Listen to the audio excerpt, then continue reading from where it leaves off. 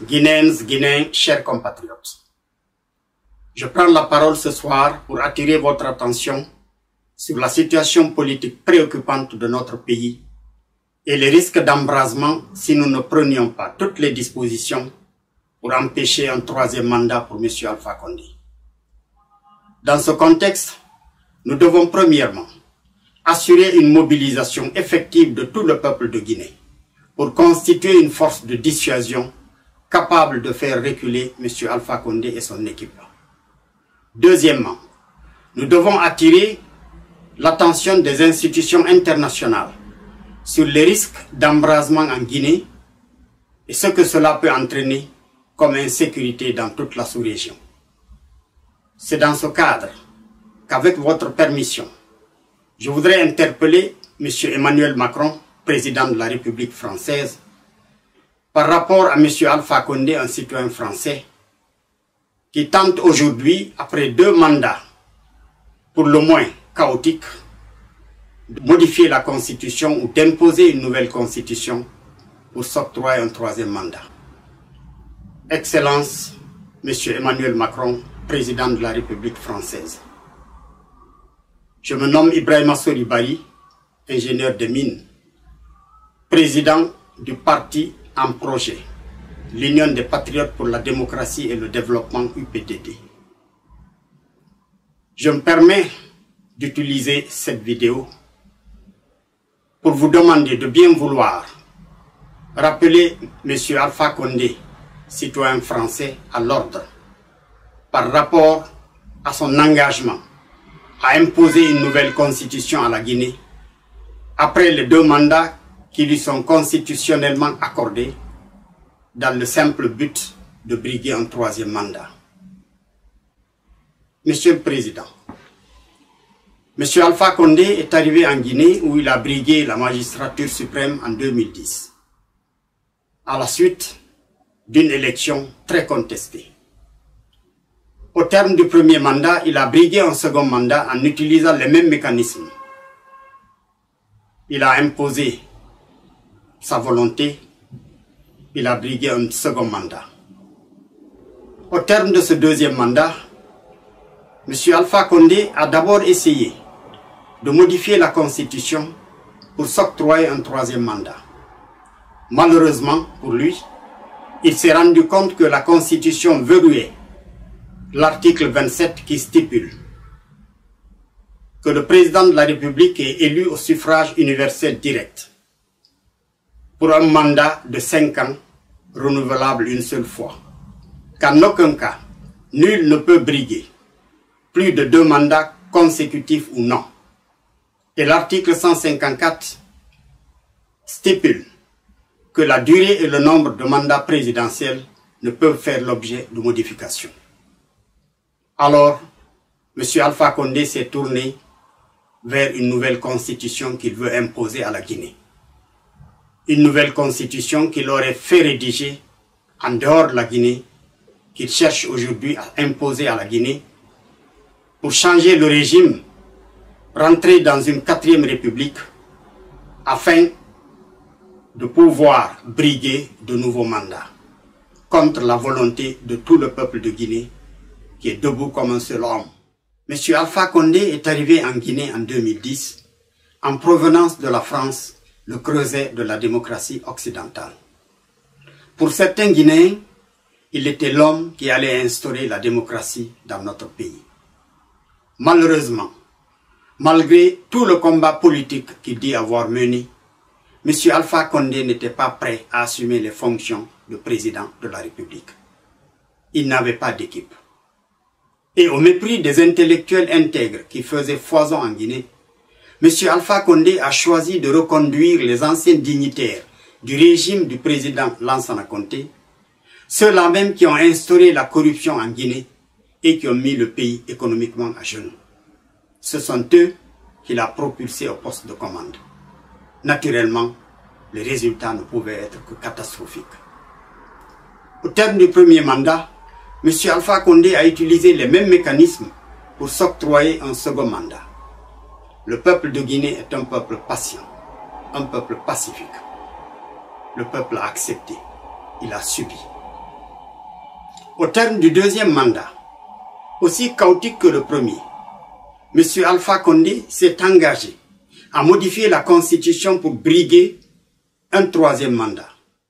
Je voudrais rappeler qu'il était convenu que le président élu allait, dans l'espace de 6 mois, soumettre la Constitution à un référendum. M. Alpha Condé n'a jamais soumis la Constitution à un référendum.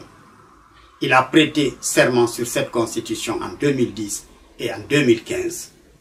C'est au terme du deuxième mandat qu'il se rend compte qu'elle comporte des insuffisances et qu'il projette d'abord des amendements, ensuite de nous imposer une nouvelle Constitution.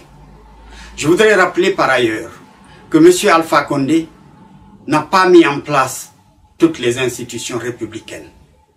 La Haute Cour de justice et la Haute Autorité des collectivités locales n'ont pas été installées.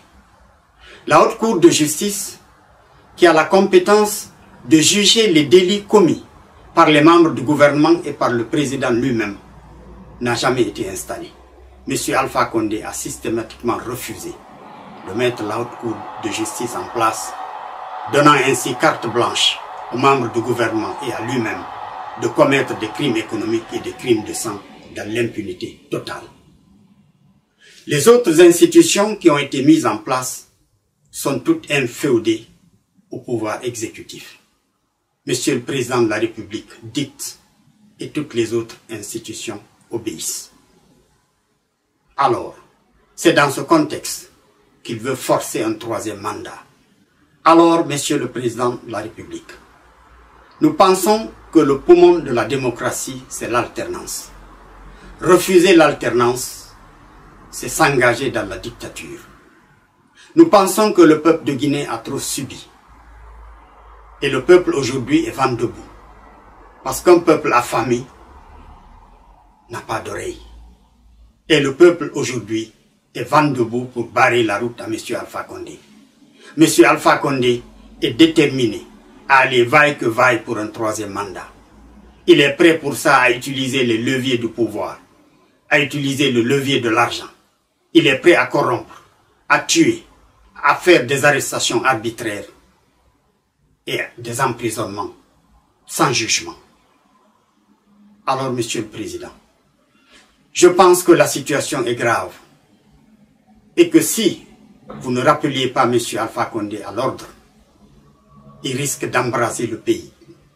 Un embrasement qui contribuerait à embraser toute la sous-région, à créer l'insécurité dans toute la sous-région. Je m'imagine tous les efforts que vous avez consentis pour contenir le terrorisme au Mali. Si la Guinée, qui est limitrophe du Mali, s'embrase, c'est toute la sous-région qui va s'embraser. Je m'imagine les conséquences sur le plan de la sécurité. Je m'imagine les conséquences sur le plan de l'immigration. C'est des vagues migratoires qui vont déferler sur l'Europe, avec tous les problèmes que vous connaissez. Alors, Monsieur le Président, nous pensons que le moment est venu pour que vous rappeliez le citoyen français, M. Alpha Condé, à l'ordre. Parce qu'en France, de hautes personnalités politiques sont poursuivies pour des délits mineurs. Parce que la justice est indépendante, parce que la justice fonctionne.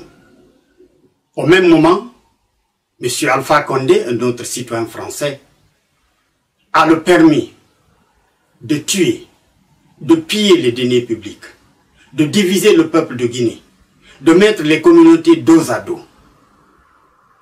Plus de 103 jeunes ont été abattus à bout portant par des armes de guerre dans les rues de la capitale. Aucun n'a eu droit à une enquête policière. Les leaders politiques sont aujourd'hui arrêtés et emprisonnés sans jugement. Nous pensons, Monsieur le Président, que de tels agissements ne peuvent que conduire à l'embrasement. Alors, Monsieur le Président, nous pensons que le rappel à l'ordre de M. Alpha Condé relève de votre responsabilité. La sécurité dans la sous-région ouest-africaine relève, dans ce contexte précis, de votre responsabilité. Nous vous demandons de l'assumer.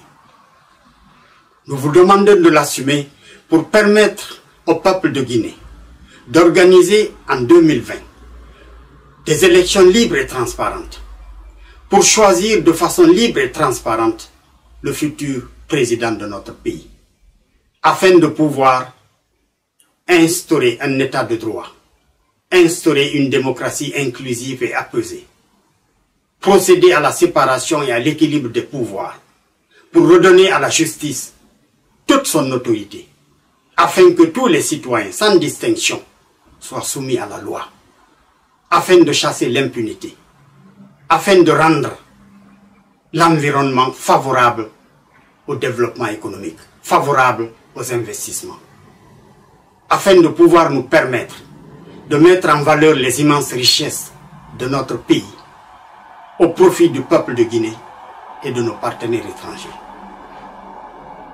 Si vous avez besoin d'interlocuteurs crédibles, de cadres prêts à travailler pour instaurer une démocratie véritable en Guinée, pour stabiliser le pays, pour contribuer à stabiliser toute la région, nous restons à votre disposition. Vive le peuple de Guinée, vive la République.